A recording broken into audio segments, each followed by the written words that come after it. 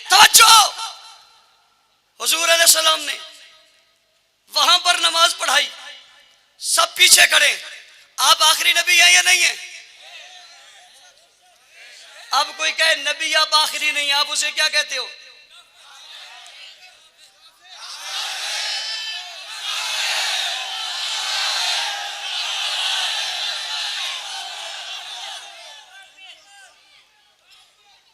توجہ توجہ، میری سن، میری تیری تو میں نے 3 دفعہ سنی ہے، لیکن بے تکی سنی ہے.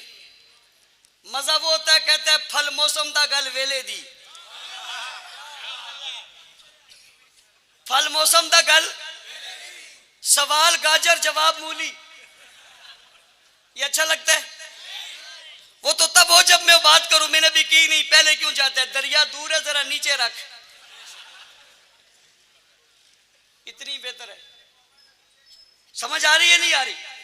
بھئی جب کوئی بات ہو پھر کرو. اگر ویسے یہ اس کو کہتے ہیں اس کا اسٹیشن خطا ہو گیا ہے، اس کا بٹن فری ہو گیا ہے. ہم بٹن فری والے نہیں ہیں. ہمارے جذبات ہمارے کنٹرول میں. ہم نے کبھی بھی کوئی بات محض دکھلاوے، مذاق اور ہنسی کے لیے نہیں کی ہے. ہمارا نعرہ حقیقت پر مبنی ہوتا ہے. ہم مذاق کے لیے نہیں، جانے دینے کے لیے آتے ہیں. اور توجہ، کوئی ان قائدین سے زیادہ جرت مند اور غیرت مند مت بنے. ان قائدین سے زیادہ جرت مند اور غیرت مند مت بنے. یہ ہم سے بڑے غیرت مند ہیں، یہ تم سے زیادہ لگا سکتے ہیں. لیکن بات سمجھو، موقع کی تلاش میں رہو، بغیر موقع کے کچھ نہ کرو. حضور آخری نبی ہیں یا نہیں ہیں؟ میں جب پوچھ رہا ہوں جو حضور کو آخری نبی نہ مانے کون ہے؟ اور میں نے کوئی غیر شرعی غیر آئینی بات نہیں کی ہے. یہ پاکستان کے آئین میں لکھا ہوا ہے. یہ پاکستان کے آئین میں لکھا ہوا ہے. حضور کے بعد جو کسی اور کو نبوت مانے، نبی مانے، رسول مانے، وہ مسلمان ہو سکتا، مسلمان ہو سکتا، مسلمان ہو سکتا. میں آئین سے باہر کی بات نہیں کر رہا، میں آئین ہی کی بات کر رہا ہوں. پھر میں آئین کو سامنے رکھ کے اس کی تشریح میں جاتا ہوں تو مجھے سمجھ آتی ہے جو کسی طرح بھی کسی نبی کا اعلان کرے، نبی مان کر کرے تب، معصوم مان کر کرے تب، اس کا تعلق مسلمانوں سے رہتا. تیری بات زیادہ پہنچی ہے، میری بات زیادہ پہنچی؟ پہنچی؟ تو پھر مجھے کیوں نہیں کہنے دیتا؟ تو کیوں کہہ رہا ہے؟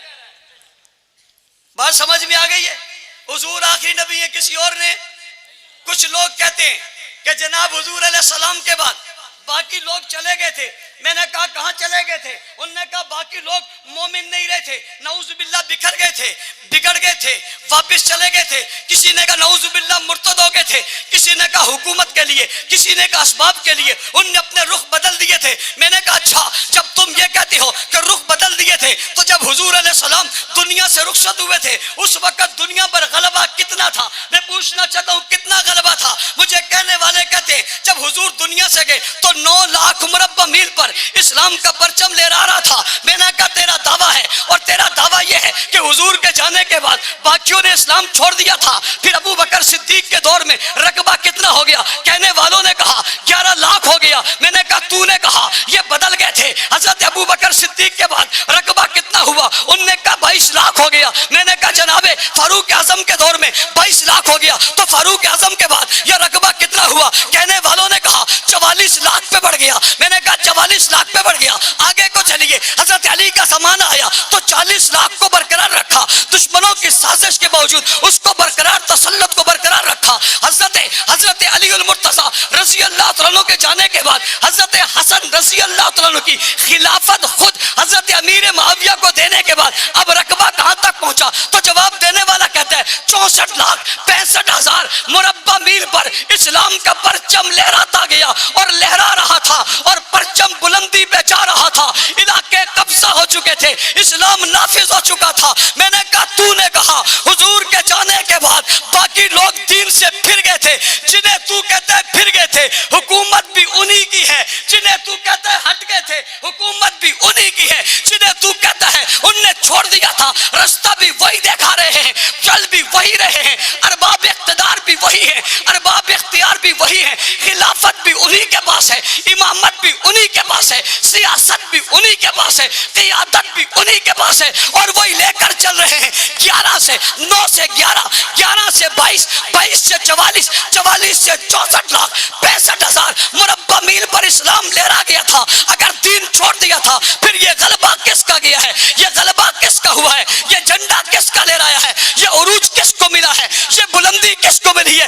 تیرے ذمے میرے سوال کا جواب ہے، حلالی ماں کا بیٹا ہے، میرے سوال کا جواب دینا۔ اگر 5 رہ گئے تھے تو بدر میں کون تھے؟ احد میں کون تھے؟ خیبر میں کون تھے؟ تبوک میں کون تھے؟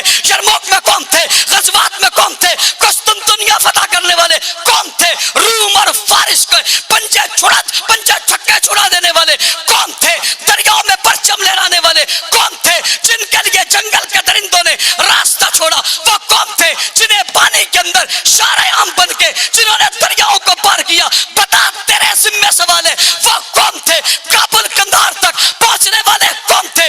آج پاکستان جن کی وجہ سے مارے سے وجود میں آیا، یہاں تک پہنچانے والے کون تھے؟ دنیا کے کونے کونے تک اذان، نماز، قرآن دینے والے کون تھے؟ پھر مجھے بتا، تو جس قرآن کی تفسیر کر کے اپنے گھر میں رکھا ہوا ہے، اس قرآن کو لکھنے والے کون تھے؟ پھیلانے والے کون تھے؟ پہنچانے والے کون تھے؟ تلاوت کرنے والے کون تھے؟